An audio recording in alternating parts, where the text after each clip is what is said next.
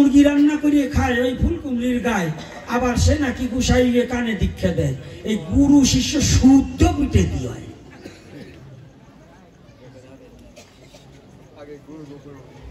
কথাটা বুঝেন না?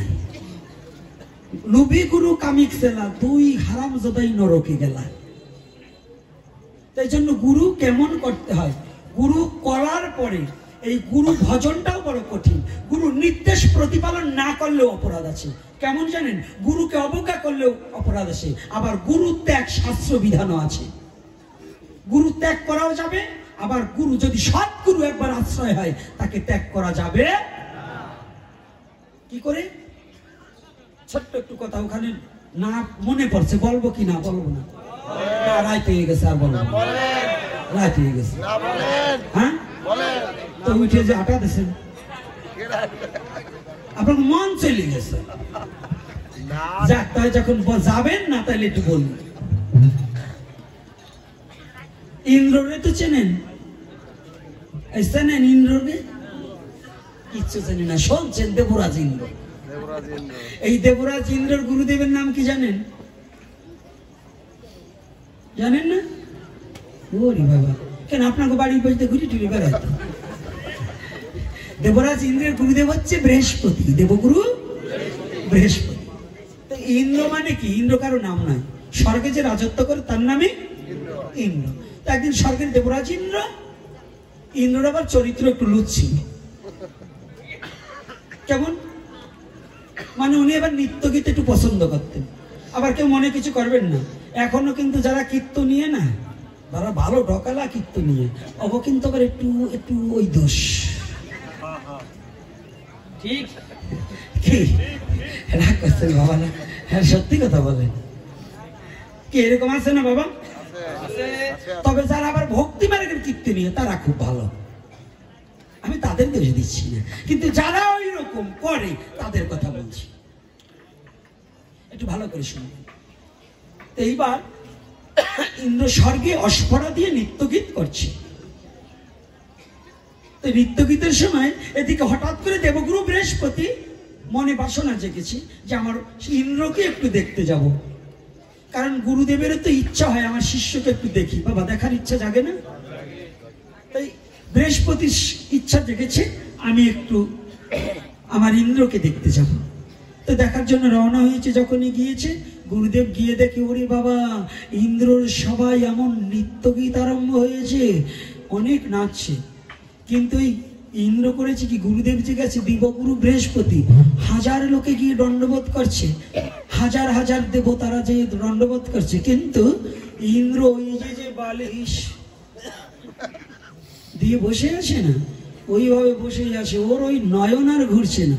ও মনে করছে গুরুদেব এসেছে, গুরুদেবকে একটু সম্মাননা পরে জানাই, নৃত্যটা একটু দেখে নেই। নৃত্যটাকে নাচ চলে গেলে তো নাচ পাবো না।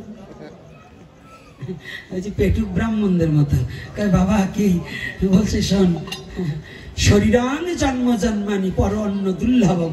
আরে শরীর গেলে শরীর পাবো, খাওয়া গেলে আর পাবো না, জম্বের খাওয়া খাইয়ে রাখতে হবে।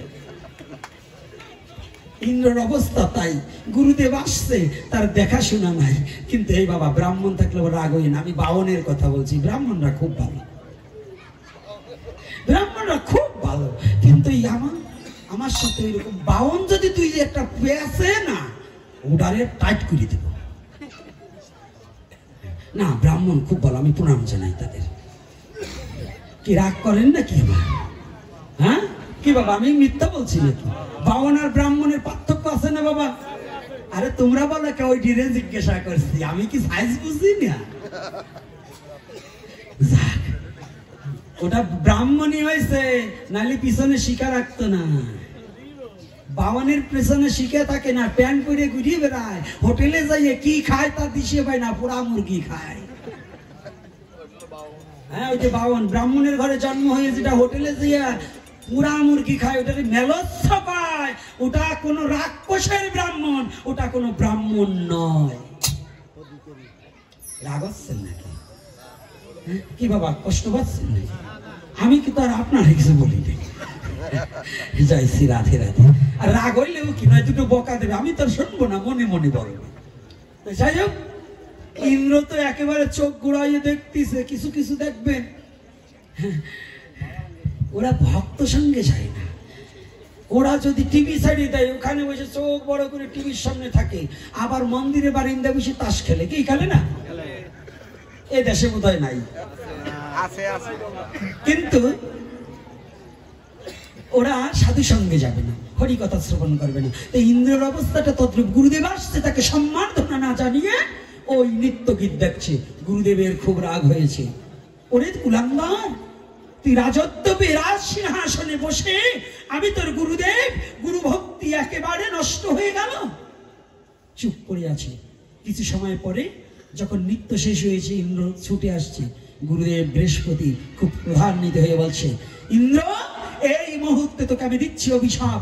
গুরুদেবকে অসম্মান করার জন্য তুই নরলোকে গিয়ে শুকর কুলে জন্মগ্রহণ কর। গুরুমুখ পদ্মবাক্য হৃদয়ে করিয়া ঐক্য আর না করিহ মনে আশা। গুরুদেবের বাক্য তো নিষ্ফল নয়, সাথে সাথে স্বর্গরাজ্য পরিত্যাগ করে শুয়োরে জন্মগ্রহণ করছে। অনেকদিন হয়ে গেছে, ওই কচু কচু খুঁচে খুঁচে খেতে খেতে ইন্দ্র তো ওই দেহ নিয়ে পড়ে রয়েছে।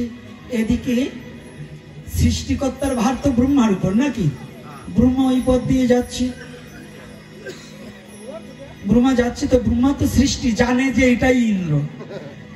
তো ব্রহ্মা এসে মনে মনে চিন্তা, আহা, কতদিন ধরে ইন্দ্র এই অবস্থায় পড়ে আছে।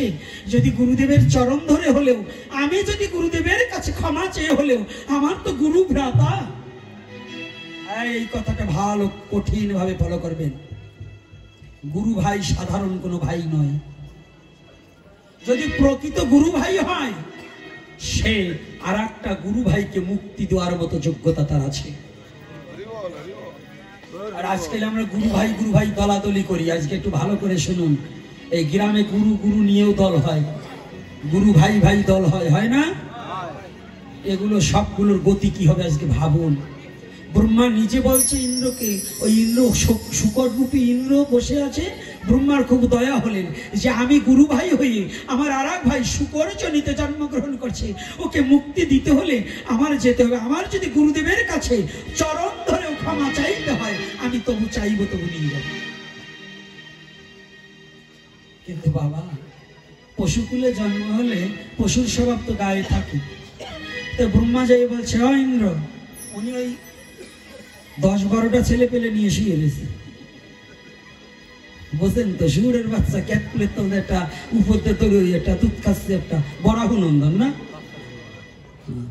বাচ্চা শুয়োর যায়নি। তাহলে ওটা এই বেলায় নয়, যদি ওই রকম কাজ কেউ করো তারে দেব ওই উপাধি। আর যদি ভালোভাবে চলো তাহলে ভালোই বলবা।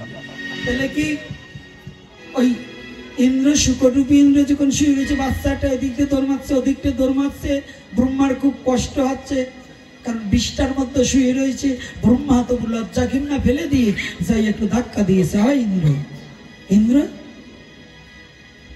ও তো একেবারে মানে খেপে উঠিছে, সামনে তো দাঁত নিয়ে ব্রহ্মারে তারা মারছে।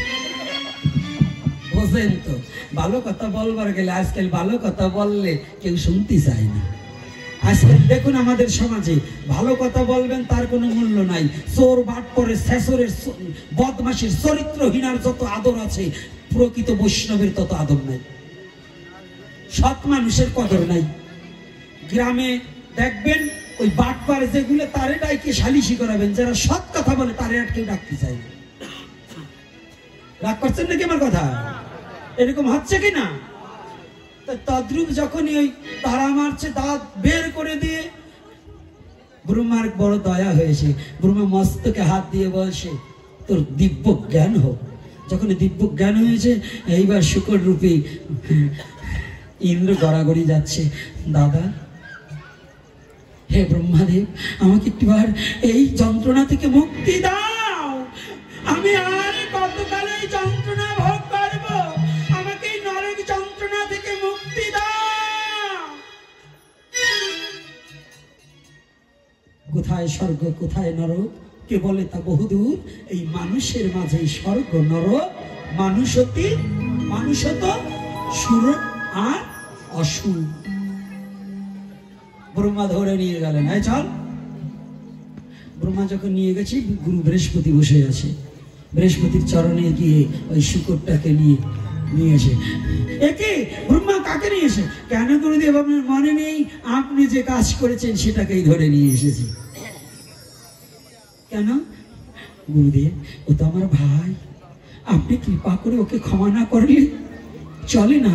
আমি আপনার চরণে প্রান্তে পড়েছি, আপনি আমার গুরু ভ্রাতা ইন্দ্রকে একটু মুক্তি দিয়ে দেন, আপনার চরণে টেনে নিন। অনেক অনুনয় বিনয় করার পরে বৃহস্পতির খুব দয়া হলেন, খুব দয়া হলেন। এইবার বলছে আয়। বৃহস্পতির বাম পদ যখন ওই শুকর রূপী ইন্দ্রর মস্তকে তুলে দিলেন, শুকর দেহটা ত্যাগ করে আবার দিব্য দেহ ধারণ করে স্বর্গের রাজ্য ফিরে গেলেন।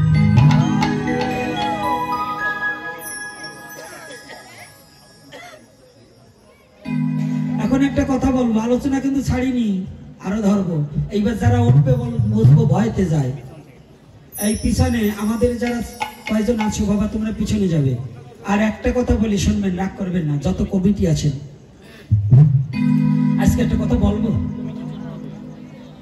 না, না এটা হবে না। তোমরা একটা জিনিস বোঝো না বাবা, এই কমিটির একটা জিনিস জানতে হবে, ভাগবতের দক্ষিণা কিন্তু কমিটির নয়। কেন দক্ষিণা কমিটির নয়? মায়েরা কেউ 2 টাকা আনছে, কেউ 5 টাকা আনে ভাগবতের দক্ষিণার জন্য। কমিটি যখন হবে তারা চাঁদা দেবে, তারা প্রয়োজন বোধে কালেকশন করবে, কিন্তু ভাগবতের প্রণামী আপনারা ছেকে নেবেন, এটা কিন্তু শাস্ত্রীয় সিদ্ধান্ত, নিষিদ্ধ।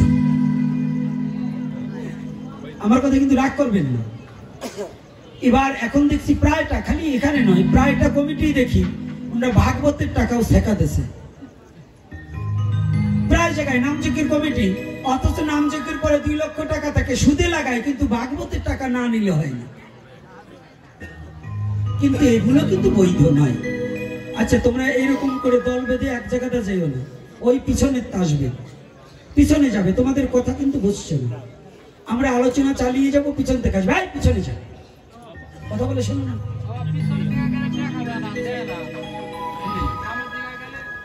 আর কমিটিকে যারা একটু অনুদান দিবেন হাত শক্ত করার জন্য, অফিস আছে, অফিসে কিছু দিয়ে দেবেন, অনুদান দিতে হবে।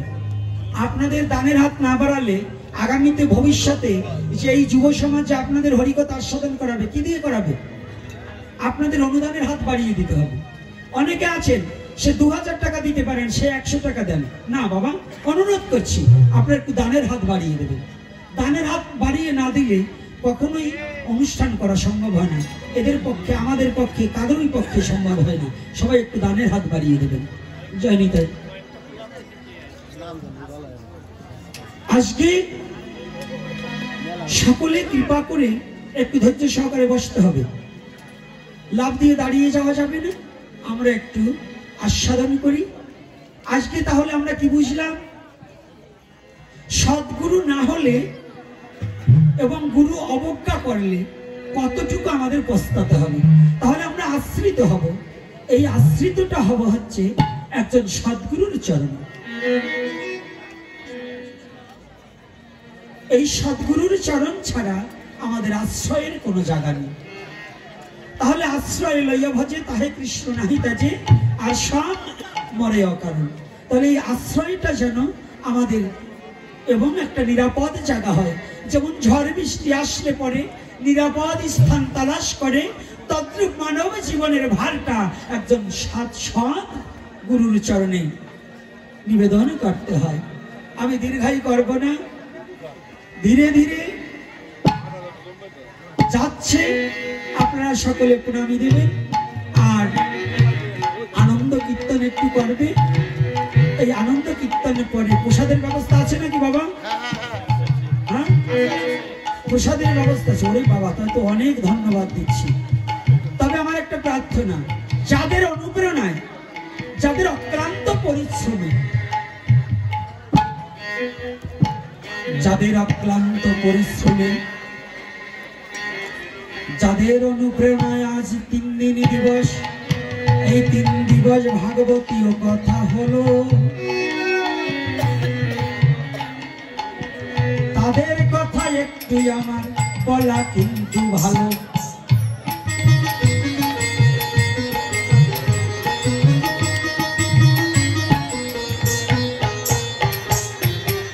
তাদের দুর্মতি যেন নাশ হয়ে যায়, কৃষ্ণ প্রেম দান করে যেন গৌর দয়াময়।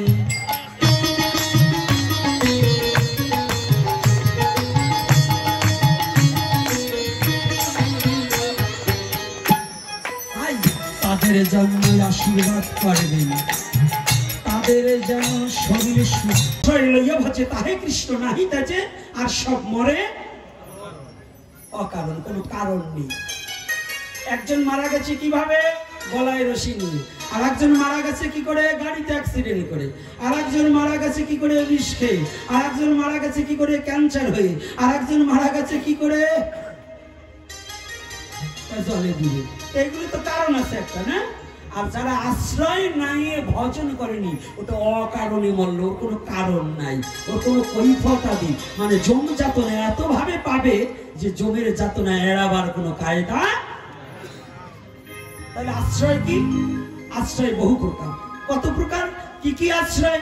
নাম আশ্রয়, নাম আশ্রয়, ভাব আশ্রয়, রস আশ্রয়, প্রেম আশ্রয়, আর গুরু গোবিন্দের চরণ আশ্রয়। এই চরণাশ্রয়টা পরে বললাম কেন? একটু উল্টাইয়ে বলতে হবে। কেন? সাধকের উদ্ধগতি। সাধকের গতিটা কি? উদ্ধগতি। যারা ষটচক্র ভেদ সম্বন্ধে, আজকে এখানে তো এত শিক্ষিত সমাজ আছে, ভদ্রলোক অনেক আছে, আমার মায়েরা বাবারা সবাই জ্ঞানীজন।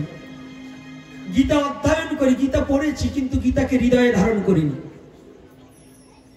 সনাতন ধর্মের মধ্যে শ্রীমদ্ ভগবদ গীতায় যাহা কিছু উল্লেখিত আছে, শ্রীমদ্ ভগবদ গীতার মধ্যে যাহা কিছু তত্ত্ব আছে, সমস্ত সনাতন ধর্ম আপনাকে যাহা দিয়েছে পৃথিবীর কেউ আপনাকে তাহা দিতে পারবে না। এটা বললেও রাজনীতির খাতায় পড়ে যাবে না? ওই কিছু দমুখে সাপ আছে না, দোতল বান্দা মন, ওরা রাস্তা দিয়ে আটা দিলে মন্দির এক পাশে এক পাশে মসজিদ, ভাবে মসজিদেই ঢুকবো না মন্দিরে ঢুকবো। ওরা সুবিধাবাদী, ওরা গুতর বইতে মসজিদেও ঢুকতে পারে, আবার যে সময় প্রসাদের লোক দেখে ভালো সেই সময় মন্দিরে যেই প্রণাম করে। ওটাও মনে হয়। আজকে শুনুন, এই শ্রীমদ্ ভগবদ গীতার মধ্যে ষটচক্র ভেদকে যেভাবে পঙ্খানুপঙ্খানুভাবে আলোচনা করে দিয়েছে গীতা সুরধনী দেবী, সুরধনী প্রণীত গীতায় দেখবেন ওখানে ষটচক্র ভেদ এবং গীতা পরমাত্মাকে, জীবাত্মাকে, অন্ধ ধৃতরাষ্ট্রকে, সঞ্জয়কে এবং পঞ্চপাণ্ডব কারা এবং ওই শত ভাই দুর্যোধনের বংশধর কারা। এখন ইদানিং তো গীতা একখানা পেয়েছি আমরা, এক এক গ্রুপ, এই সনাতন ধর্মে গ্রুপিং হয়ে জগদীশের গীতা পড়া যাবে না, ইস্কনের গীতা পড়া যাবে না, অমুকের গীতা পড়া যাবে না। ইস্কন বলে জগদীশের ভুল, জগদীশের গীতা যারা পড়ে তারা বলে ইস্কনের ভুল, মানে ওরাই সব ঠিক। গীতার কোনো ভুল নেই। টিকাকারের মধ্যে যে যতটুকু সাধনা করেছে তার ততটুকু লিপিবদ্ধ হয়েছে টিকাকার। যদি কোনো ইস্কনালা বলে যে জগদীশ চন্দ্রের গীতায় ভুল আছে, তাহলে বলবো এই গীতা যথাযথ ভুল আছে। কেন? যখন হরে কৃষ্ণ নাম যখন আসছে, গীতা যখন আসছে তখন তো হরে কৃষ্ণ নাম ছিল না, তো এই গীতার ভিতরে হরে কৃষ্ণ নাম ঢুকিয়ে দিয়েছেন কেন? কি হরে কৃষ্ণ নাম মহাপ্রভুর যুগে নয়? তাহলে টিকাকারের মধ্যে যে যতটুকু, এখান থেকে ট্যাকেরহাট স্টানে যে গিয়েছে, ওই স্টানে কয়টা দোকান আছে এটা সম্বন্ধে তার ধারণা আছে, কিন্তু আবাসিকের মধ্যে কিংবা মার্কেটে যে না ঢুকছে, শাহাবুদ্দিন কমপ্লেক্সে যে না ঢুকছে, কোন জায়গা কোন দোকান আছে সে তো জানে না। আর যে গোটা ট্যাকেরহাটটাকে ঘুরে দেখে আসছে, তার কাছে জিজ্ঞাসা করলে কোন কর্নারে কোন দোকান আছে সে বলে দিতে পারে, পারে কিনা বাবা? তাহলে গীতাটাকে যে যতটুকু উপলব্ধি করেছে সে তার সাধ্য অনুযায়ী টিকা করেছে, এজন্য কেউ কারো ভুল ধরা যাবে না। রাগ করছেন নাকি কথাটা? এটা কি যথার্থ না কি অযথার্থ? তাহলে শ্রীমদ্ ভগবদ গীতায় আপনাকে জানার জন্য, আপনাকে চেনার জন্য, আপনাকে বোঝার জন্য কত চমৎকার শ্লোক দিয়েছে আর কত বড় চমৎকার কথা বলেছে। কি বলেছে? অর্জুন জিজ্ঞাসা করলেন ক্ষেত্র ক্ষেত্রজ্ঞ বিভাগ যোগে। একটা কথা যদি মিথ্যা প্রমাণ করতে পারে আমি কথা দিচ্ছি আমার জিহ্বা কেটে দিবে। এ কথাকে বুঝতে হবে, না বুঝে সারা জীবন তো সুজি রান্না করে খেয়ে আসছি, কলই ভাজা খেতে হলে সত্য দাঁতের প্রয়োজন। সনাতন ধর্মটাকে শেষ করছে এই মায়াবাদী কিছু সাধুরা। এই মায়াবাদী সাধুরা পরের বাড়ি যায়, গুরুগিরি করে, কানে দেয় ফিস ফিস, মাস গেলেই চান্দা দিস, চাল দিলে জম্বির খাওয়া খাবে আর ছেলে মেয়ে বিয়ে দেবে, কিন্তু সমাজ এবং জাতির কোনো উন্নতির কল্পে কোনো কাজ করে না। এই মায়াবাদীরা শেষ করছে। এই মায়াবাদিত্ব পরিত্যাগ করে সঠিক সনাতন তত্ত্বটা কি এটাকে উপলব্ধি যদি করতে পারতো, তাহলে এই মানুষ চৈতন্য জ্ঞান উপলব্ধি করে নিজেকে জেনে ঈশ্বরকে জানার জন্য বাসনা জাগিত। আমি কে তাই তো চিনি না। গতকাল যে কথাটা বলেছিলাম নো দাই সেলফ, সেটা কোথায় বলেছে? গীতায় বলেছে। ওই যে দার্শনিক নো দাই সেলফ, নিজেকে চেনো নিজেকে জানো, ও কোথায় পেয়েছে? ওনার বাবার জন্মের আগে এ কথা শ্রীমদ ভগবত গীতায় দিয়ে দিয়েছে। আমি দর্শন দিয়ে দেখিয়ে দেবো। একটা কথা মিথ্যা যদি বলে থাকি, যে দার্শনিক বলছে যে নো দাই সেলফ, উনি অনেক পরে জেনেছে, কিন্তু তার অনেক আগে পৃথিবীতে সনাতন ধর্মে শ্রীমদ ভগবত গীতার মধ্যে ওই তত্ত্বটাকে দিয়ে দিয়েছে। এই সনাতনী জাতি বব্বর নিজের কাছে ধন থাকতে, গাধার ন্যায়, গাধা যেমন নিজের পিঠে চিনি থাকতে সারা জীবন বয়ে গেল, আস্বাদন করতে পারলো না। সনাতনী জাতি সনাতন ধর্মে শ্রীমদ ভগবত গীতার মধ্যে কি আছে এই জাতি এখনো বুঝে নিতে পারলো না।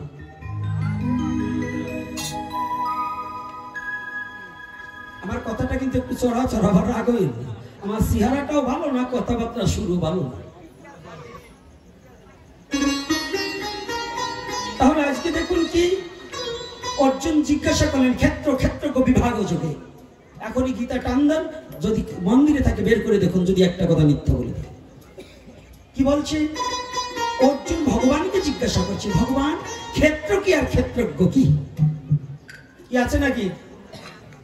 বাবারা যারা গীতা অধ্যয়ন করেন আছে নাকি এটা? অর্জুন কি জিজ্ঞাসা করছে? ক্ষেত্র কি আর ক্ষেত্রজ্ঞ কি? ভগবান কি বলেছে? ক্ষেত্র মানে দেহ, আর ক্ষেত্রজ্ঞ ওটা সম্বন্ধে যিনি বিশেষ করে জানে তিনি হচ্ছে ক্ষেত্রজ্ঞ। খুলে দেখুন গীতা। তাহলে ওখানে নো দাই সেলফ ইংলিশে বললে বাবা গুসাই জম্বের ইংলিশ বলে, আরে ওর আগে ওই দার্শনিকের চেয়ে অনেক আগে আমার ভগবান কৃষ্ণ নিজেই বলছে তোমাকে তুমি চেনো, তোমাকে তুমি জানো, তোমাকে চিনতে পারলে তোমার এই দেহটা কি আর এই দেহের মধ্যে কে আছেন আর এই দেহটাকে বিশেষ করে তুমি যদি জানতে পারো তাহলে পৃথিবীর আর কিছু জানতে বাকি থাকবে না।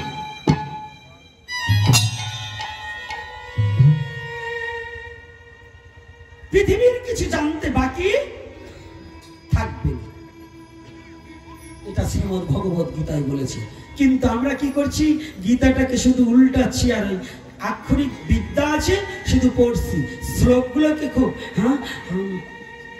প্রথম অধ্যায় বিষাদ যোগ, ধৃতরাষ্ট্র উবাচু ধর্মক্ষেত্র কুরুক্ষেত্র সমবেতা যুযুৎসব মামকা পাণ্ডবচ্চৈব কিং প্রবর্ত সঞ্জয়। এই তো বললাম, কিন্তু এখন কি হচ্ছে? ওইটার বাংলা। ধৃতরাষ্ট্র সঞ্জয়ের কাছে জিজ্ঞাসা করিলেন, কি করিলেন?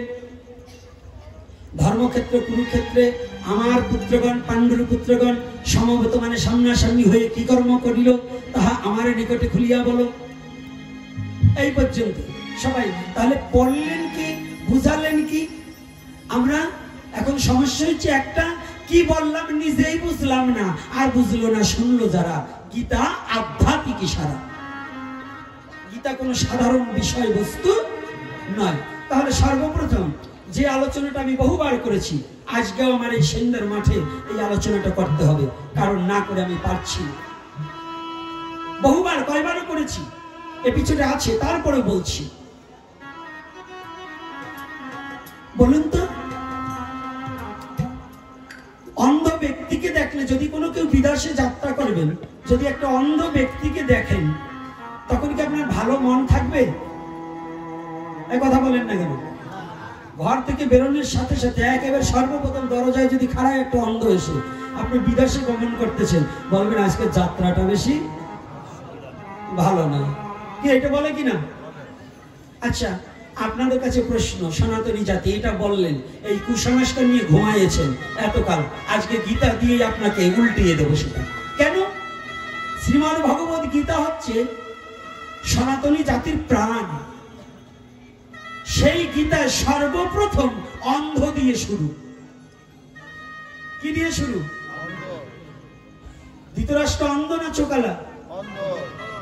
তাই যদি অন্ধ হয় তাহলে এই গ্রন্থ পড়া যায়? বাবা, এই যুক্তিতে আসলে এই গ্রন্থ তো পড়া যায় না।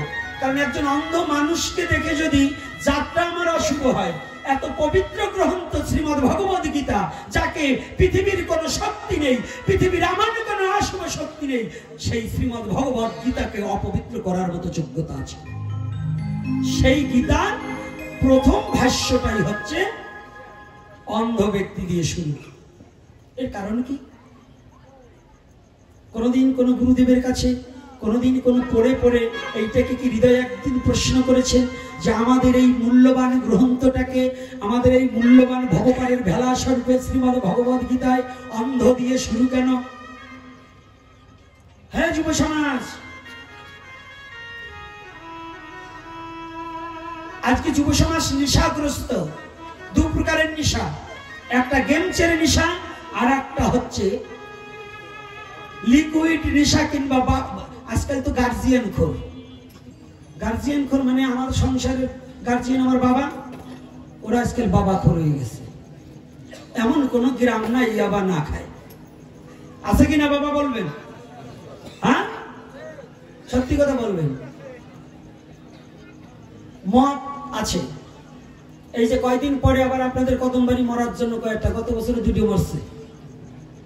দোলের নামে একবারে ফাজলামি, ওখানে কোনো হরি কথা নাই, কিছু নাই, বক্স সাইডে দিয়ে ওরে ডিস্কো ড্যান্স নেই।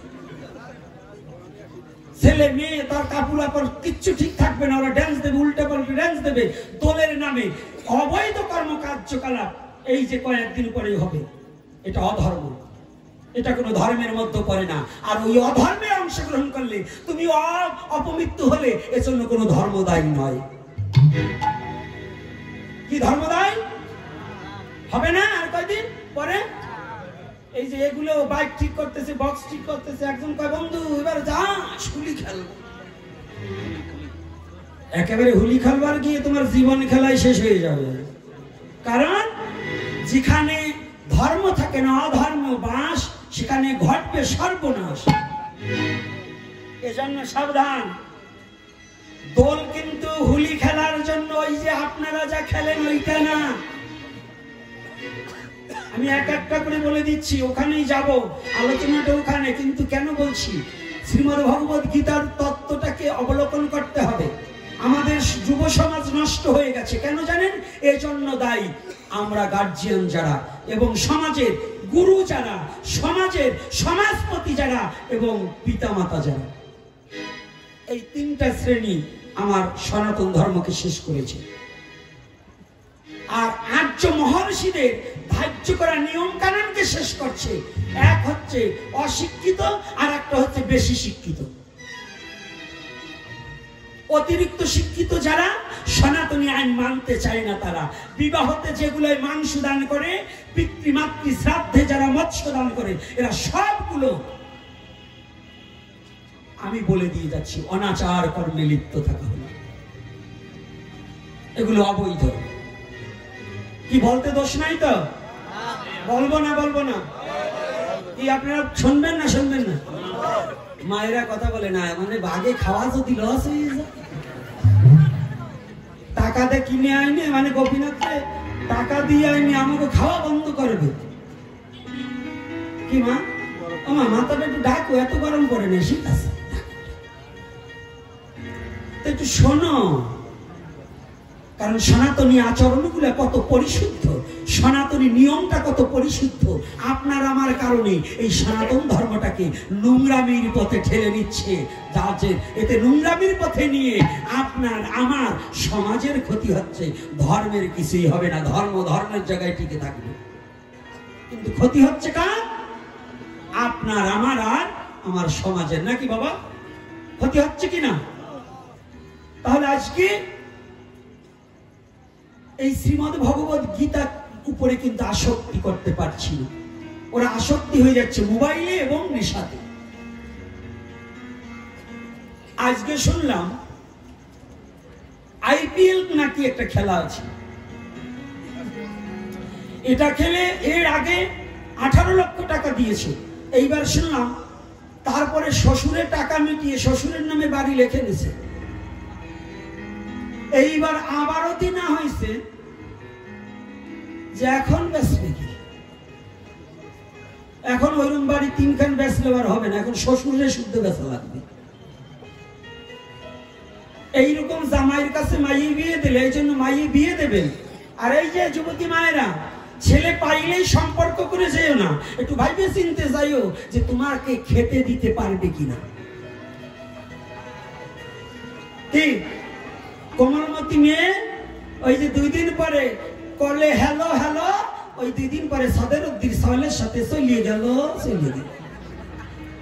এই বন্ধ করো, এইটা বন্ধ না করলে জীবনে কোনোদিন তুমি মনুষ্যত্ব জায়গায় পৌঁছাতে পারবে না। যারা ধর্মান্তরিত হয়, যারা নিজ ধর্ম পরিত্যাগ করে অন্য ধর্ম গ্রহণ করে, তারা পতিতার চেয়ে অনিকৃষ্ট জানিবেন ইচ্ছা। এটা জেনে রাখবে। এজন্য সনাতনী জাতিকে হুঁশিয়ার করার জন্য। তাই এটা থেকে ফিরতে হলে কি প্রয়োজন? রোগ যখন হয়েছে ডাক্তারে দেখাতে হবে, আর ডাক্তার যদি দেখাই তাহলে ঔষধ দিতে হবে। একমাত্র এই রোগের ঔষধ একজন সদ্গুরুর চরণে আশ্রিত হওয়া, এটা হচ্ছে ডাক্তার। আর ঔষধ হচ্ছে গীতামৃত রস আস্বাদন করা।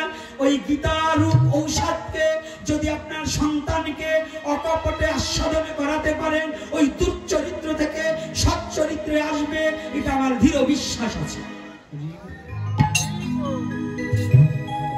বিশ্বাস আছে তো? কাদের বিশ্বাস আছে হাত তুলুন তো। গীতায় কাদের বিশ্বাস আছে? জয় নিতাই গৌর হরি। ঠেলায় পড়ে এলো হাত তুলবেন, আমি জানি। কি তোমাকে গীতায় বিশ্বাস নাই? হাত তুললাম না কে? গেছেন নাকি হাতে শক্তি? হ্যাঁ, ল্যাপের তলে বসে দিয়ে এরকম চাকতি ভারো, তো এখন ভগবানের নামে হাত তুলো না।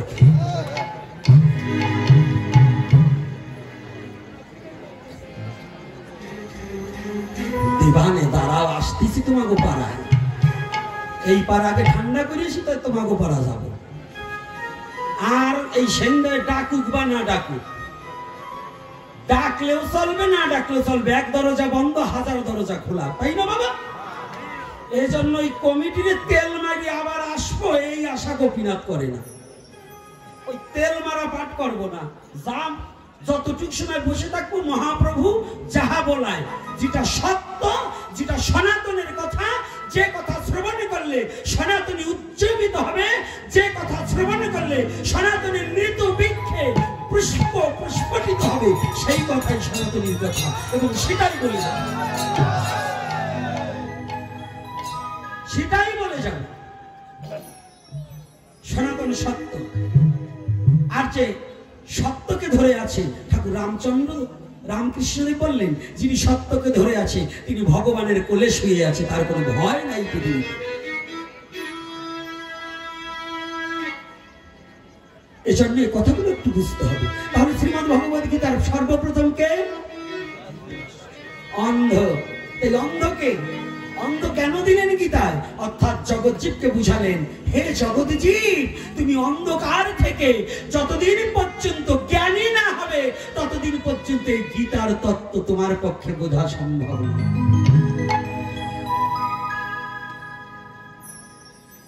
চোখ বুঝলে কি সব অন্ধকার না?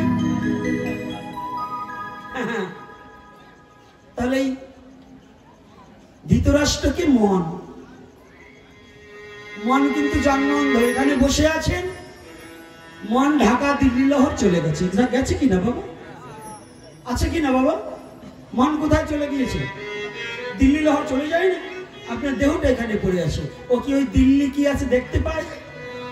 তাহলে অন্ধকে মন, এজন্য মনের কথায় চলা যাবে না যদি বিবেকবান না হয়। এজন্য একটা অনেকদিন আগে একটা গান শুনেছিলাম, কি জানো গানটা রে বাবা? তোরা একটু গা, আমি তো না পারিনি।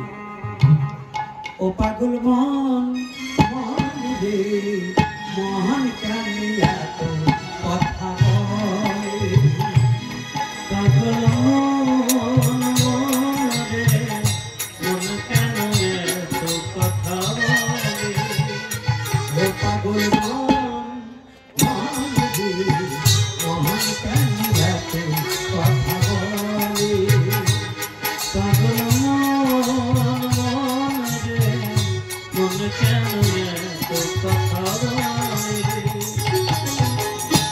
আমি চাই আমার মনকে বুঝাতে, মন আমার চাই রঙে ঘুরা দাঁড়াইতে,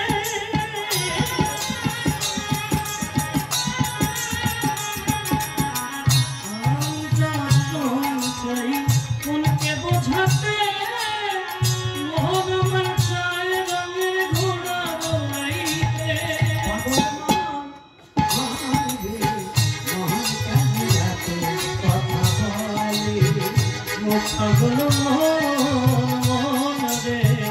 মন কেন এত কথা বলে। আমি চাই আমার মনকে বুঝাতে, মন আমার চায় ঘোরা দাওড়াতে। তাহলে এই মনকে স্থির। অর্জুন জিজ্ঞাসা করলেন, কৃষ্ণ হে জনার্দনে সর্বকারণের কারণ, আমার এই মন বাতাসের চেয়েও দ্রুতগামী বেশি। গীতায় বলছে কিনা? এরা সাধু বাবারা গীতায় এই কথা অর্জুন বলেনি যে বাতাসের চেয়ে আমার মন দ্রুতগামী বেশি? আমার মনটাকে কি করে কণ্ঠলে করিব?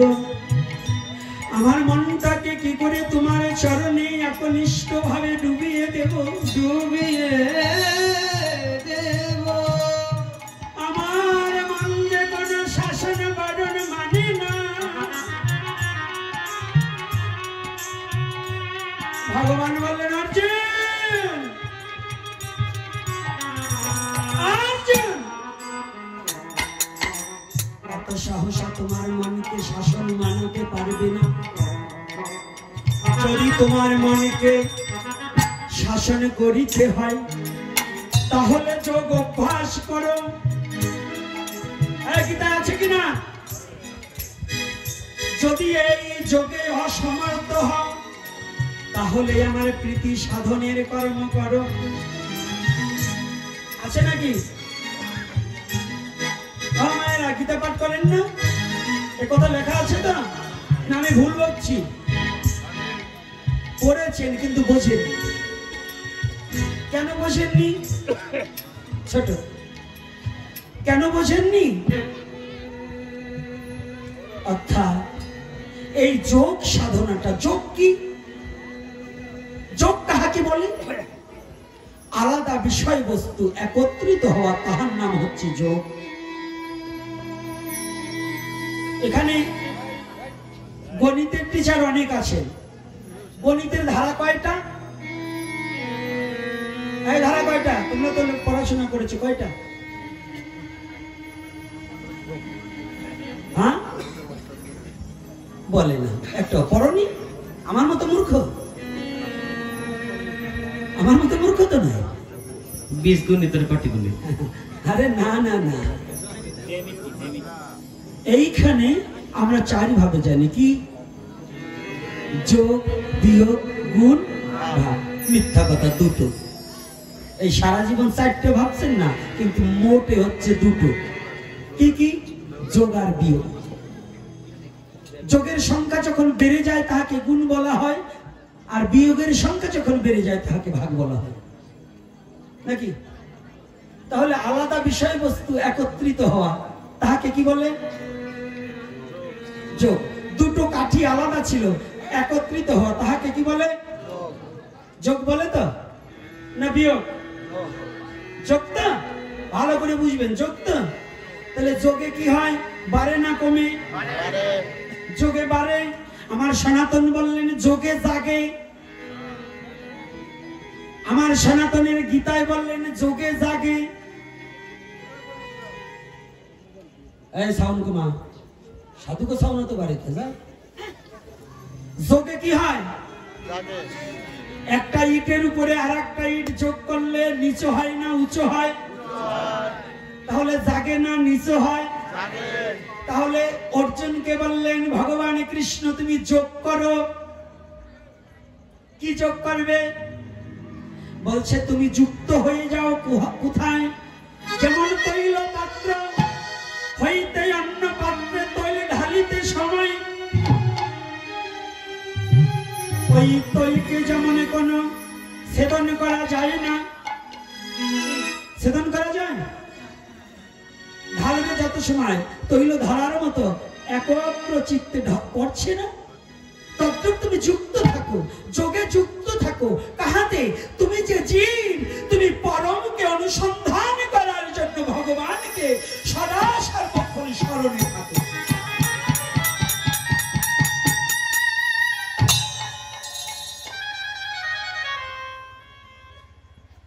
তুমি সদা সর্বক্ষণ তাকে ভুলে যেও না। এটা হচ্ছে একটা তত্ত্ব। আর একটা তত্ত্ব কি? আর একটা তত্ত্ব হচ্ছে যোগে জাগে। কি জাগে? তুমি যখন প্রাণায়ামের মধ্য দিয়ে রেচক পুরক কুম্ভক আদি তত্ত্বটাকে উপলব্ধি করিয়ে শ্বাস প্রশ্বাস দম এই তিনটা কথাকে যখন উপলব্ধি করতে পারবে, শ্বাস প্রশ্বাস দম এই তিনটা তত্ত্বকে যদি উপলব্ধি করা যায়, এই তিনটাকে যদি একটু জানা বোঝা যায়, এই তিনটার উপর যদি একটু গবেষণা করা যায়, তাহলে জাগবে। কি জাগবে? কুলকুণ্ডলিনী শক্তিকে জাগ্রত করা যাবে। এজন্য অর্জুনকে বললেন তুমি যোগ করো। বলুন তো, এখানে এতগুলো আমরা লোক আছি, কতজন যোগের ঘরে যোগ করে আমরা গীতা অধ্যয়ন করি? রাধে রাধে লাখে না মিলিল। আমাকে বলছেন আমি উনি, আমি শুধু বকা উল্লাহ বকে যাচ্ছি, আমি করণ উল্লাহ নয়। আমার কাজ হচ্ছে বকে বকে যাওয়া। এই জীবনে বোধহয় আর আমার কর্ম করা হবে না, কারণ এই রাত নাই দিন নেই, দিনে একটা রাত্রে একটা, এরকম বক বক করতে গেলে তো বাবা আর হয় না। এজন্য আমার দ্বারা আর সাধন ভজন জীবনে হবে না। তবে জীবনে সাধন ভজন যদিও না হয়,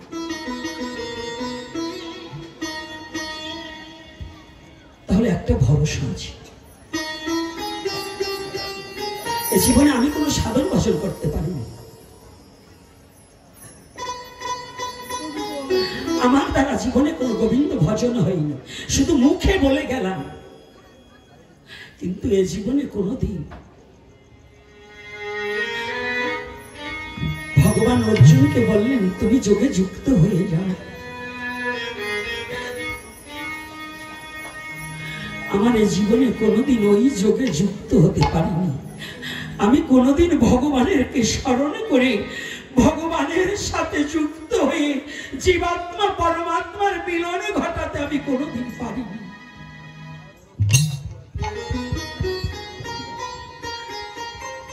জানো, এটা আমার ব্যর্থতা, তবে আমার একটা ভরসায় আছে, আমি ভগবানের চরণ চাই না।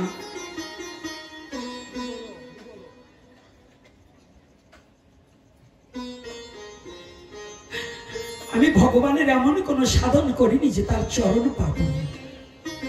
আমি জীবনে এমন কোন কর্ম করিনি আমি ভগবানকে দেখতে পাবো। জীবনে এমন কোন সাধনার মধ্যে লিপ্ত হইনি যে আমি কোনোদিন ভগবানের করুণা পাবো।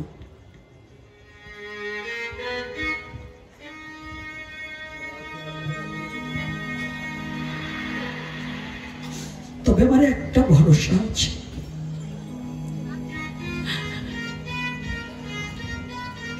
সমস্ত কুল হারিয়ে গেল, একটা কুল থাকে জীবের। হে জগৎ জীব, যদি তোমার সমস্ত কুল হারিয়েও যায়, জগতের সমস্ত কুলকে যদি হারিয়ে ফেলো তবে একটা কুল আছে। পিছনে থেকে পদকর্তা পদ যোজনা করে বললি, ওরে কোন কুলে ওরে ঠাই নাই রে যা,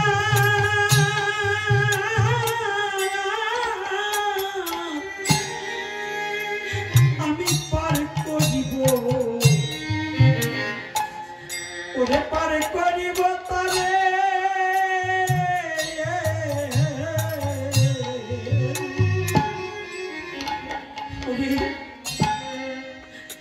জীবনে যদি সে একদিন এই ভক্তের সঙ্গ করে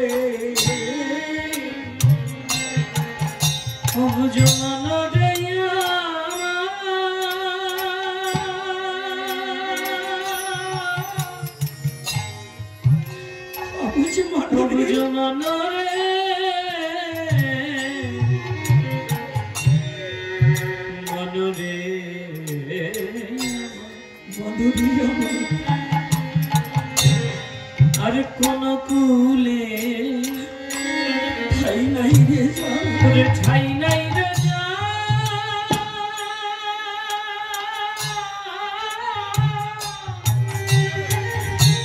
আমি পার করিব আমি পার করিব, আমি পার করিব তারে,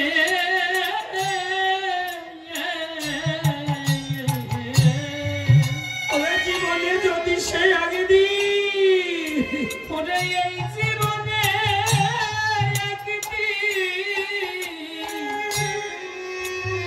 একদিন রে আমার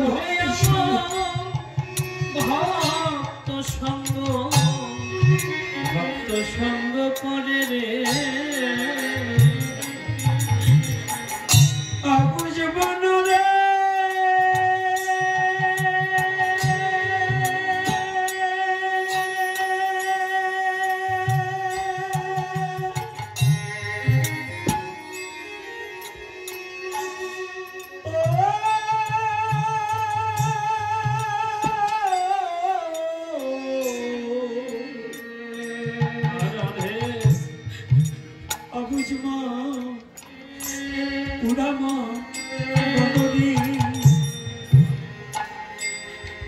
এ জগতে কোন কুলি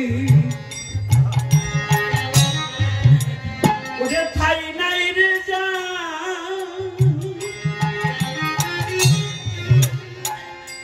ওরে আমি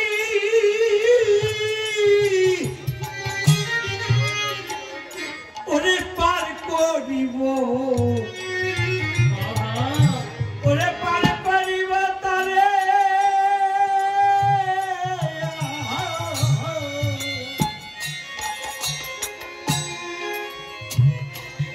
ওরে জীবনে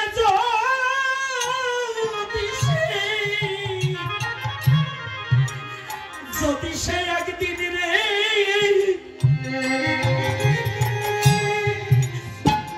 ওরে এই কৃষ্ণ ভক্তের সঙ্গ করে কোন কুলে ঠাই নাই রে যা, ঠাই নাই রে যা,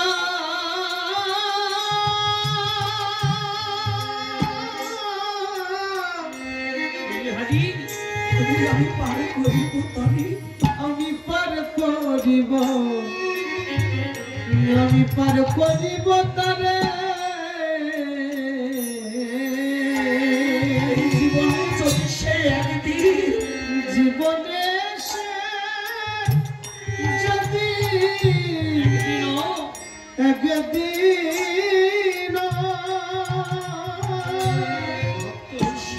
ভক্ত সঙ্গ কৃষ্ণ সঙ্গ করে অবুঝ মন রে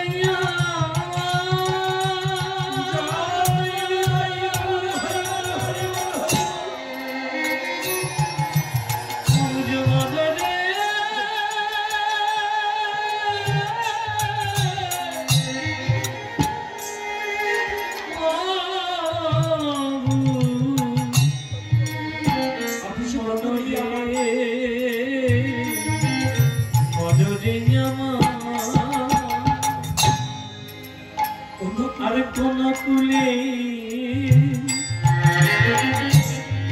ওরে ঠাই নাই রাজা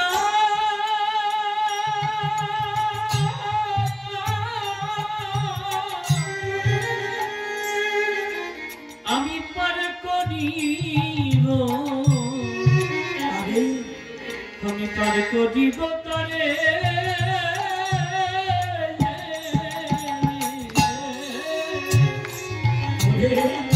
জীবনে যদি সেই একদিন ওরে এই জীবনে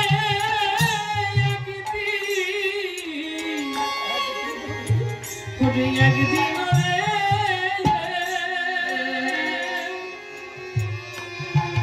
ওরে এই সাধু সঙ্গ এই বৈষ্ণব সঙ্গ করে রে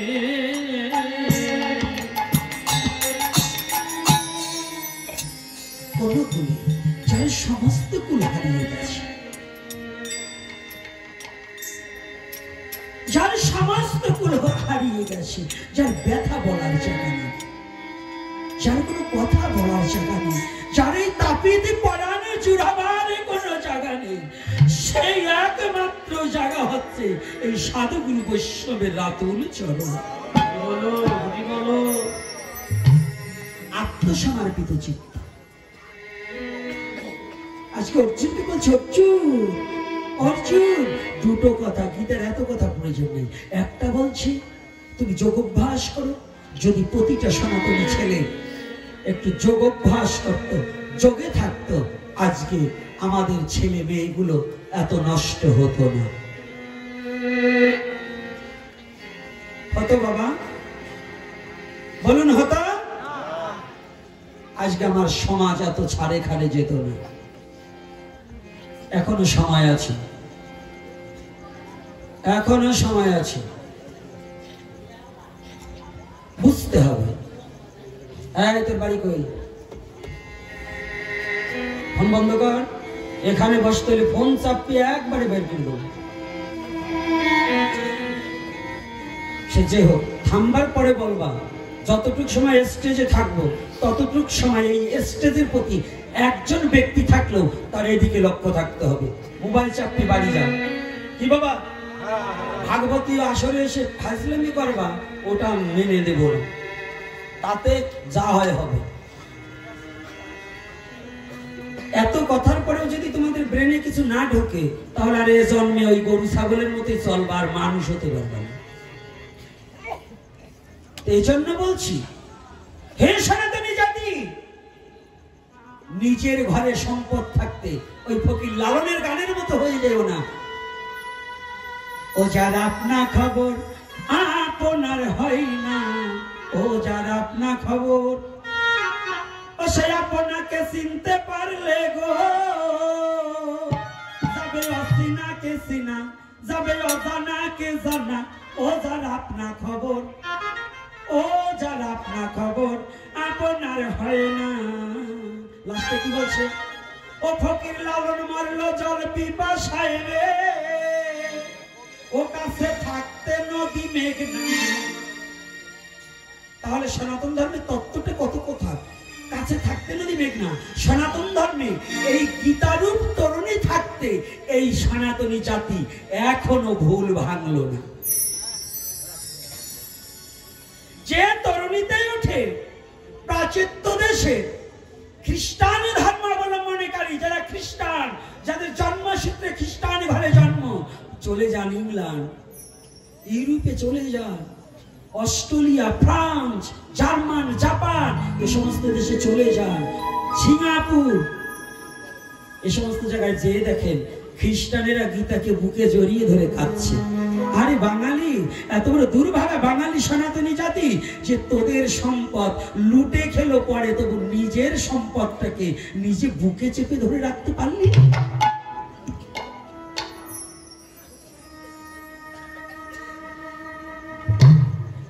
একটু বুকে তো ধরার চেষ্টা করি। কত বড় চরম কথা বলছে, ক্ষেত্র মানে দেহ, আর আমরা ক্ষেত্র মানে বুঝি জমি, তাই না বাবা? ক্ষেত্র মানে কি? খেতে যাবি না, মাঠে যাবি না? আর ওখানে গীতায় বলছে ক্ষেত্র মানে দেহ। তোমার এই দেহটা সম্বন্ধে এমন করে জানতে হবে, নোদায় ছেলে কথা তোমাকে তুমি জানো, তুমি কে? এই কথাটা কে বলেছিলেন? কলির যুগে একজন জিজ্ঞাসা করছিলেন, কাকে? ভগবান। কলির ভগবানকে? কলির ভগবানকে? যুগ নায়ককে? আস্তে আস্তে আহা না খেয়ে এসছে। একাদশী অমৃত মেলা দূরে। আজকাল বলে কোনো কোনো ভদ্রলোক শিক্ষিত সমাজ যারা, অনেকের বলে একাদশী লাগে না, ও ছাতা করে লাভ কি, না খেয়ে লাভ কি, খাও দাও ফুর্তি করো, যে কদিন বাঁচতে পারো। আরে ফুর্তি রে, এই জন্ম জন্ম নয়, কয় মরার পরে যাই হোক গে। আরে ব্রেনে কিছু ঢুকলো না, বলছে অমুক মরিয়ে গেছে, তাহলে গেছে কোথায় গেছে? কি বলুন? মরিয়ে গেছে, তাহলে গেছে যখন কোথায় গেছে?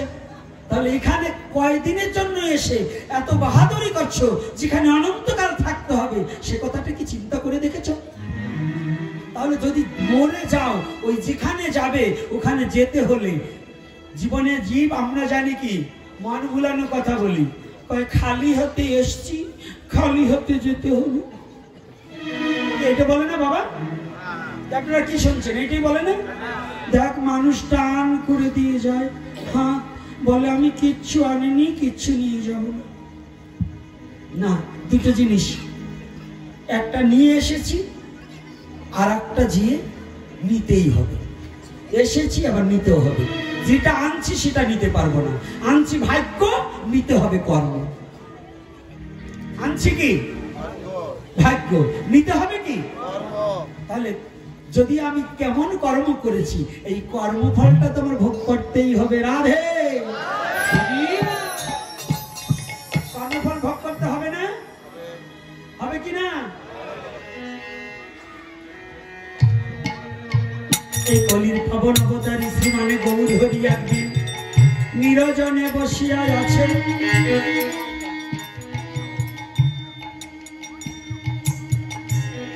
নিবিড় স্থানে ইতিমধ্যে আমাদের গোস্বামীগণ কয়জন?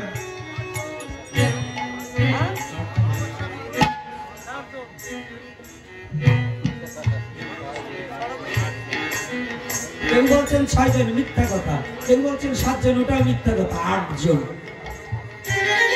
গোস্বামীগণ কয়জন? 2 জনের কথা জানি না, 6 জনের কথা প্রকাশ্যে আছে। আমরা তো সাধু হয়েছি, আমি গোপীনাথ, আমাকে যদি একটু মহারাজ বলে আমি ফুলে যাই, তাই না? ফুলে যাই না? ওরে বাবা, মহারাজ হয়ে গেছি। আজকে আমার সবচেয়ে ভালো লাগতেছে, এই ট্যাকের আট রাজরে এত পাঠ হলো, একটা ব্যক্তিকে কোনোদিন পাইনি, আজকে একটা নতুন ব্যক্তিরে পাইছি। বলবো না বলবো না? আমি মহাপ্রভুর কাছে প্রার্থনা করি, যে ব্যক্তি আজকে যোগদান করছে ইনি যেন মৃত্যুর আগ পর্যন্ত ভক্ত সঙ্গ ছাড়া যেন না হয়। সে ব্যক্তি আর কেহ নয়, আমার রিপনের বাবা। এই ডাইন পাশে দেখতে পাচ্ছি রিপনের আমার প্রার্থনা, বাবা জীবনে তো যতকালই গেল তোর বাবা অনেক কষ্ট করেছে, তুই বাবা একটা কাজ করিস, আজ হতে যেখানে ভাগবতীয় কথা হবে জোর করে হলেও তোর বাবাকে একটু নিয়ে যাবি। আর আমিও বাবাকে একটু অনুরোধ করব, আমার এই এতদিন এই অঞ্চলে ভাগবতের মধ্যে আজকে আপনাকে দর্শন করেছি, তাই আজ থেকে যোগ যখন দিয়েছেন আর বিয়োগ হইয়েন না। যারা যোগ দিয়েছেন তারা আর বিয়োগ হইয়েন না। পেয়ে এমন সুযোগ হলে বিয়োগ শেষে কি আর পাবি দেশে? গুরু কি ধন চিনলি না মন, দিন গেল তোর রঙ্গ রসে। আপন শান্তি গুরু অনুরাগ ভাবে যার ঘটেছে, তার হয়েছে বিষয়ের বিরাট। এই জন্য আজকে আমার খুব ভালো লাগছে, সত্য কথা বলি। আর এবার বছরের পাঠের মাধ্যমে আজকে যে কথাগুলো মহাপ্রভু কৃপা করে বের করে দিলেন, এই কথাগুলো সারা বছরে বলতে পারিনি। আজকের আমার একটু ভালো লাগছে, কারণ এই সেন্দিয়াতে এর আগেও পাঠ করেছি, কিন্তু এত নীরবতা পাইনি, এত নীরবতা। আর আজকে আমার আরো আনন্দ লাগছে, কিছু শিক্ষিত লোক যারা জ্ঞানী, তারা আমি দেখতে পাচ্ছি কিছু কিছু বদন্ত চিনা আছে, সরাসরি না চিনলেও দূর থেকে চিনি, তো এজন্য আমার খুব ভালো লেগেছে। এজন্য সবাইকে বলি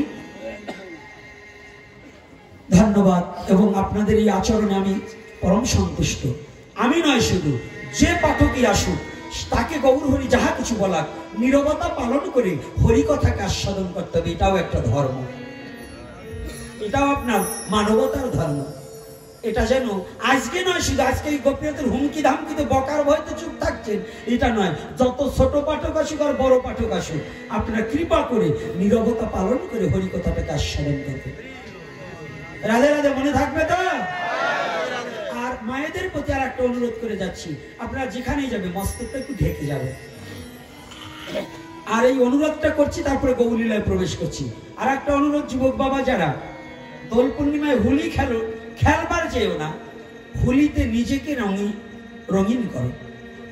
সেই হোলিটা কি জানো, একটু এই অহংকারকে বস্তায় বস্তায় টাকা দিয়ে এই রং তামসা ফাজলামি না করে একটু সাধুগুরু বৈষ্ণবের চরণে গড়াগড়ি গিয়ে একটু হরি নাম করো, তাতে জীবনে রেহকাল পরকাল দুটোই পাবে। হরি বল, হরি বল। মনে থাকবে তো? কি আমার এই পক্ষে কারা? কিছু কিছু লোক আতুসে করছে না, নাইলে তো ডিস্কো ডান্স দিতে পারবো না।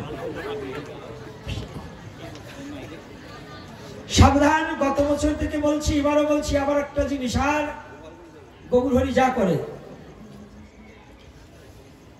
আর একটা জিনিস আপনাদেরকে বলে দিচ্ছি, সেটা হচ্ছে দুর্গাপূজায় কোনো মেয়ে নাচাবেন না, মদের বোতল আনিবেন না।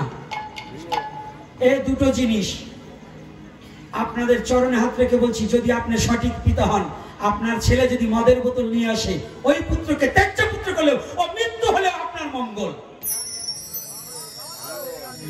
কারণ ওই কুলাঙ্গারের জন্য আপনার বংশ বিনাশ হবে, আপনার বংশের মুখে চুনকালি পড়বে।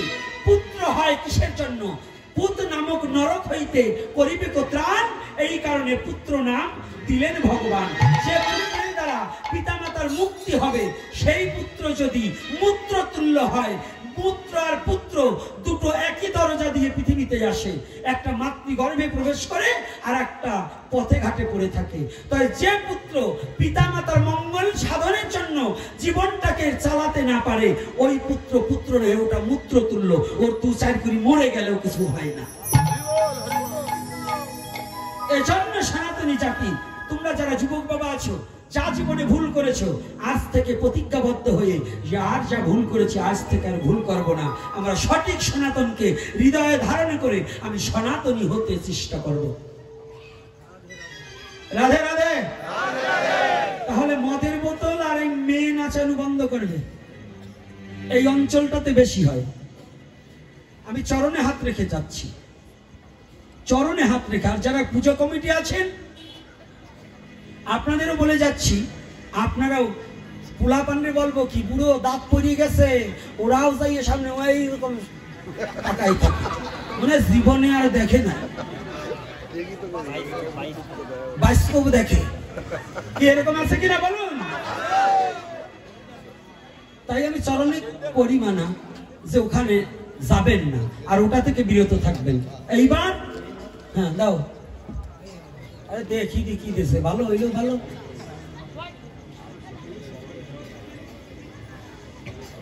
বাবা রে, নামে নামে জমে টানে, পিতার কথা প্রার্থনা করবার বলছে, তা পারলে একটু যাও, খালি প্রার্থনা করবার চাও। জাতিকে রক্ষা করতে হলে 2-4 পয়সা বাইর করতে হয়। যখন আমরা বিপদে পড়ি তোমরা কেউ 4 পয়সা দাও না, খালি মুক্তির জন্য প্রার্থনা প্রার্থনা। সব কথা, টাকার কথা মুখে হয় না। মান ইজ দ্য সেকেন্ড গড, অর্থাৎ ঈশ্বরের পর পর টাকারও কিছু প্রয়োজন আছে। সনাতনী জাতি হচ্ছে কিপটা, সবচেয়ে কৃপণ জাতি সনাতনী। অর্থাৎ এরা অসৎ পথে টাকা ব্যয় করে, কিন্তু সৎ পথে ব্যয় করতে চায় না। এর কারণ কি জানেন? মাতবার সন্ত্রাসী অস্ত্র ঠেকালে তারে বাবা বলে টাকা 2-3 লাখ দিয়ে দেবেন, আর সাধুরে বাবা বললে 20 টাকা বাইর করতে পুরুনি উঠে যায়। সৎ কাজে টাকা দিতে চায় না, মদর বোতল কেনার টাকা জোটে, এই যে যুবক ছেলে সিগারেটের টাকা জোটে, কিন্তু যখন আমরা ভিক্ষায় যাই টাকা জোটে না। আর যদিও দেয় সিরাটা চলবার চায় না। এজন্য প্রার্থনা করবার বলছ, আমি প্রার্থনা করব, কিন্তু সাথে প্রার্থনা খালি করো না, একটু নিজের শক্তিটাকে ব্যয় করি। আমাকে আজকে বলা নিষেধ, তারপরেও তোমরা খালি খোঁচা দাও, বাবা আমার ভালো লাগে না। যাক, ওই খোঁচা পরে দিয়ে নে, আগে আমার মহাপ্রভুর কথা থেকে শুনে না। গোস্বামী কয়জন? 8 জন। 2 জনের নাম আপনারা, 6 জনের নাম জানেন, 2 জনের নাম অনেকে জানেনই না। শ্রীরূপ সনাতন ভট্ট রঘুনাথ, শ্রীজীব গোপাল ভট্ট দাস রঘুনাথ, এই 6 জনের কথা আমরা জানি। আর 2 জনকে, একজন হচ্ছে লোকনাথ গোস্বামী আর একজন হচ্ছে ভূগর্ভ গোস্বামী। এরা কিন্তু এই স্বর গোস্বামীর আগে মহাপ্রভু কেমন, এই লোকনাথ গোস্বামী কেমন ব্যক্তি তাই শুনুন। যারা আমরা জানি ভক্ত যায় ভগবানকে পাবার লালসে, আর ওই নদিয়া থেকে ভগবান ছুটে এসেছে তার ভক্তকে নেবার জন্য। সে হচ্ছে লোকনাথ গোস্বামী তালকড়ি আশ্রম। ওই তালকড়িতে লোকনাথের আদি পিত্রালয়। এই স্বয়ং সাক্ষাৎ গৌর হরি নিতে এসেছিলেন কাকে? লোকনাথ গোস্বামীকে। এই লোকনাথ গোস্বামীকে আর ভূগর্ভ গোস্বামীকে মহাপ্রভু আগে পাঠান শ্রীরাম বৃন্দাবনে। তখন বৃন্দাবনে বসবাসের খুব অনুপযোগী। অমাচক বুঝো না, রাধে ওরে মার, ঘুমাবি কত? ঘুমাস না, ঘুমাস না, নাহলে কিন্তু তুলসীর কথা দিয়ে দেবো। তুলসীর পাতা কখন দেয়? মরার পরে। আজকে যে কয়টা হরি নামে ঘুমাবে, ওই কয়টার চোখেই 2টা তুলসীর পাতা দিয়ে বলবো, বলো হরি। কায়দা আছে, ঘুমাবে কি বাবা, আর ঘুমানো যাবে? আসলে প্রকৃত তারাই মরা, কৃষ্ণ কথায় ঘুমায় যারা। মরা তো তারা, এমনি তো দেহ থেকে প্রাণ পাখি চলে যায়, আর একটা দেহ নিয়ে আসিতে হবে আবার এই জগতে, তাই না? আর মরা কারা? এমন মানব জন্ম পেয়ে হরি কথা শ্রবণ না করে ঘুমায় যারা। আজকে মহাপ্রভুর নির্দেশে 2 জন গোস্বামীগণ গেলেন। তাদের কথা জীবনী লেখার জন্য যখন বললেন, তাদের গুণকথা, তিনি বললেন না, আমাদের কোনো প্রকাশ্যে আসবো না, প্রতিষ্ঠার চাই না, মান প্রতিষ্ঠায় সব শুকরের বিষ্ঠা। আমাকে একজন দণ্ডবোধ না করলে আমার ভালো লাগে না। আর মহাজন কি রয়েছে জানেন? আমাকে যেন কেউ নাচ হয়, আমি সবার পিছনে থাকবো, শুধু মনে মনে মাকে একটু ডাকবো। তোমরা চেয়েছেন সবার পিছনে থাকতে, আর আমরা কি করি জানেন? এই যে আজকে একটা চোরের ছেলে ধরা পড়ছে, চোরের ছেলে ধরা পড়ছে, অর্থাৎ এই নিত্য চালাকি করে ওই পিছনে বসতে, কিন্তু চোখ 2টো তো আমার গেছে। চোররে ধরার জন্য পুলিশ তো সদা সর্বক্ষণ আসামি খোঁজে, খোঁজে না? খোঁজে কিনা? চুরি এবিটা করে না, ওর বাবা করছে, তাই আজকে ধরিয়ার নামে সাজা দেবো। এই সাজাটা কি? ভক্তের সম্মুখে দেখিয়ে দিলাম যে না, আগে যাদের নিয়ে চলেছি কিন্তু তার একজন পেয়েছি। রাধে রাধে। সাদা স্বরূপে কাছে বসিয়ে রাখছে। এটাও একটা ভালোবাসা তো। এই ভালোবাসা কবে ফুরিয়ে যাবে জানি না। আজকে প্রতিষ্ঠার লাগি পুরি পালাইয়া যায়, প্রতিষ্ঠা তব পিছে পিছে যায়। মান প্রতিষ্ঠায় সব শুকরের বিষ্ঠা। টনকে টন শুকরের বিষ্ঠা যদি পড়ে থাকে, কেউ তাহা যেমন কুড়িয়ে নেয় না। মানব জীবনে যদি মান প্রতিষ্ঠা, প্রতিষ্ঠার লোভে কোনো কর্ম করে, সেটা কোনোদিন ভগবত সেবায় লাগে না। এজন্য 2 জন আসলেন না প্রকাশে, আসলেন 6 জন। শ্রীরূপ সনাতন ভট্ট রঘুনাথ, শ্রীজীব গোপাল ভট্ট। এই 6 জনের মধ্যে আপন 2 ভাই। কে? রূপ আর সনাতন। বয়সে রূপ ছোট, সনাতন বড়। সনাতন ধর্মের দর্শন গুলো দেখুন। রূপ গোস্বামী আগে হোসেন সাহেব চাকরি ছেড়ে দিয়ে আগে যেতে গিয়েছে বিধায়, গৌরের চরণে আগে আশ্রিত হয়েছে বিধায় সনাতন বড় হয়েও রূপকে দাদা বলে সম্বোধন করেছেন।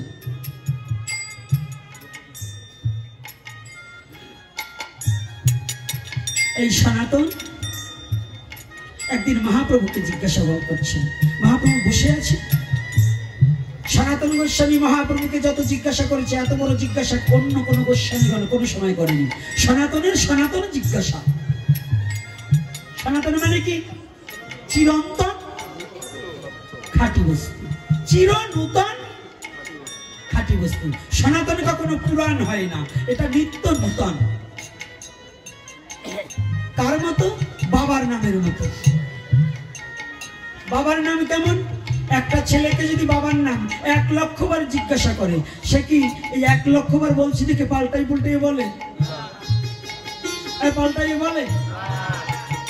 সন্তানের কাছে বাবার নাম যতবারই বলা হোক ততবারই যেমন নূতন লাগে, আনন্দ লাগে। সনাতন ধর্মটা হচ্ছে তদ্রূপ। যতবার এই পৃথিবীতে মানুষ যতবার আসবে, সনাতনে আশ্রয় নেবে, তার তত আনন্দ বৃদ্ধি পাবে। রাধে।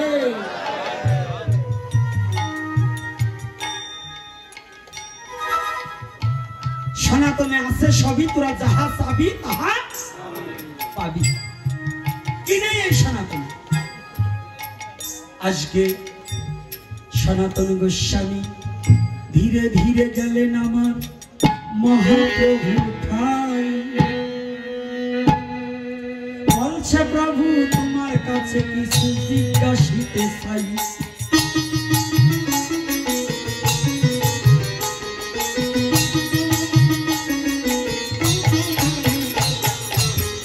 কৃপা করে সত্য কথা আমারে বলিবে,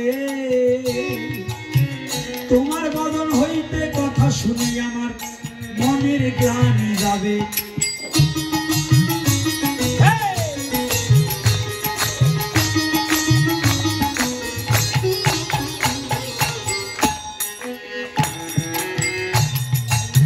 প্রভুর চরণে সনাতন প্রণাম করিয়া একটু দূরে যাচ্ছে সনাতন নয়ন জলে ভাসিয়া।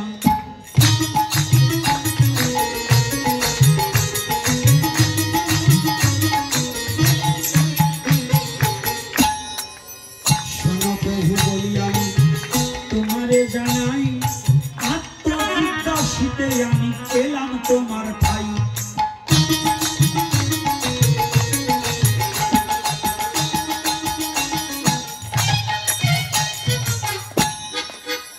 আত্মজিজ্ঞাসাটা কি? মহাপ্রভু বলছে শোনো সনাতন আমার কথা শোনো,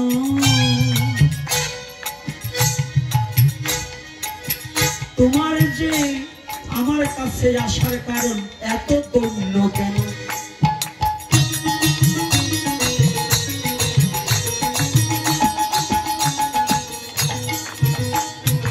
তোমার যে দৈন্যের মূরতি, তুমি যে যেমন করে আমার কাছে কথা বলতে এসেছো, বলো বাবা কি বলতে চাও? সনাতন বলছি প্রভু আমার একটা আত্মজিজ্ঞাসা। অমকের বাবার নাম কি? অমকের জ্যাঠার নাম কি? এই অমক ইয়ে করলো কেন? এই আজকাল সনাতন ধর্মের জিজ্ঞাসা হয়, কিন্তু আত্মজিজ্ঞাসা কি এটা কিন্তু জিজ্ঞাসা করে না। বলুন, মানুষকে ঠকানোর জন্য প্রশ্ন করে না? সাধু একজন আসলে, পাঠক একজন আসলে স্লিপ একটা লিখে দেয়, এইটার মানে কি? উনি জানার পরেও লিখে দেয় মানুষকে ঠকাবার জন্য। বললেন না, এটা বন্ধ করে দাও, কেউকে ঠকাতে চেয়েও না। যদি তুমি কাউকে ঠকাবার জন্য যাও, একদিন দেখবে তুমি নিজেই ঠকে বসে আছো। বসবে না? আজকে যখন সনাতন গোস্বামী মহাপ্রভুর কাছে গেছে, মহাপ্রভু বলছে তুমি এত দণ্ড করছো কেন? বলো। আচ্ছা প্রভু আমার জিজ্ঞাসাটা কি জানো? কে আমি?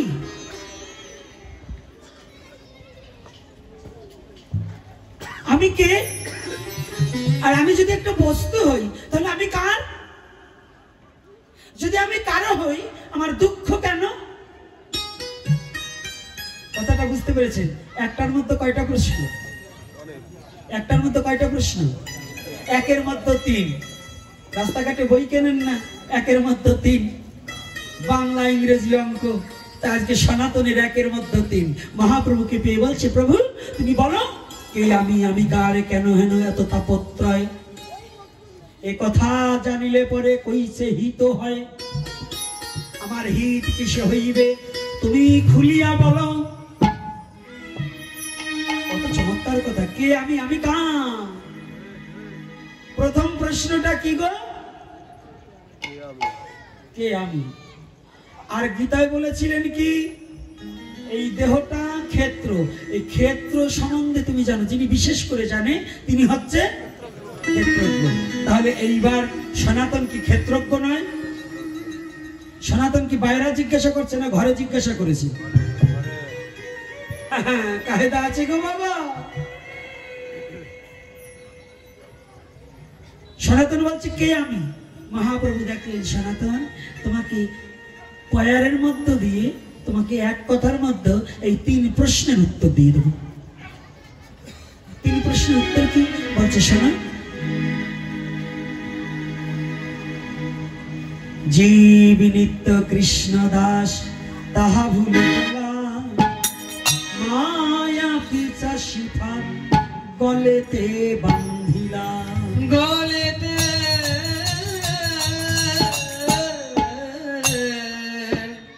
গলেতে বান্ধিলা। জীব নিত্য কৃষ্ণ দাস তাহা ভুলে গেল। সনাতন তুমি কে, তুমি যে।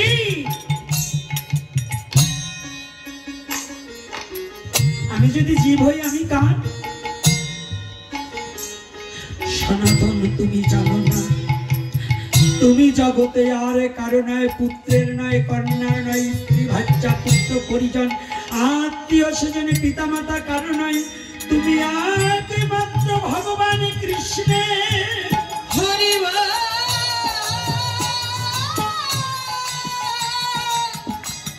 হরি বল, হরি বল, হরি হরি। তুমি কার? তুমি কৃষ্ণের। ও, তাহলে আমার দুঃখ কেন? কৃষ্ণের হলে তো আমার দুঃখ থাকার কথা নয়। কৃষ্ণ আনন্দময়, আনন্দ নব ঘন শ্যাম কিশোর, তাহলে তো আমার দুঃখ কেন? ও, এটা বুঝলে না, তোমার দুঃখ হচ্ছে তুমি যখন কৃষ্ণকে ভুলে গিয়েছো, তখন মায়া এসে তোমাকে ফাঁসি দিয়েছে গলায়।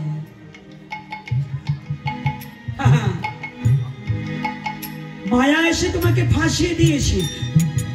এই জন্য এই মায়ারজ্জু যদি কাটাইতে চাও, একেবারে গিয়ে ধরো, ধরো সদ্গুরুর পাও।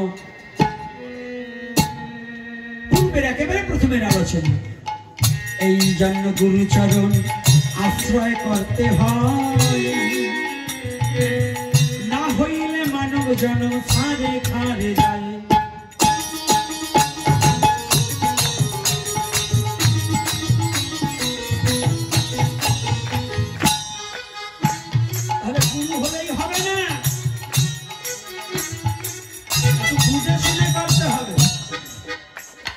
গোপীনাথ ভালো রসের কথা বলতে পারে, ওনারাই গুরু করবো। যে ভালো কবি গান গাইতে পারে, ওরাই গুরু করবো। যে ভালো কীর্তনীয়, ওরাই গুরু করবো। আরে দাদা, আজকাল আমাদের সমাজে গান যে ভালো গাইতে পারে সেই গুরু, কয়খান বই পড়ে কয়টা শ্লোক মুখস্থ করলে সেই গুরু।